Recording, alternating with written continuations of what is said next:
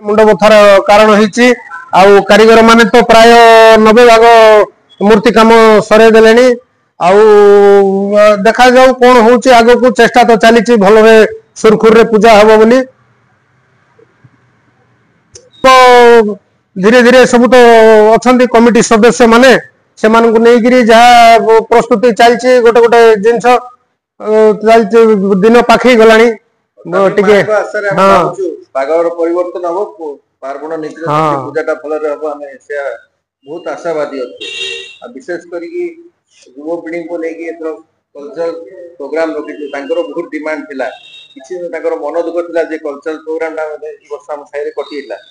सम्मान देकी आम जमी कल्चरल प्रोग्राम सब दीर्घ 50 वर्ष किसी ना किसी कार्यक्रम होता से ट्रेंड टा जमी बंद न हो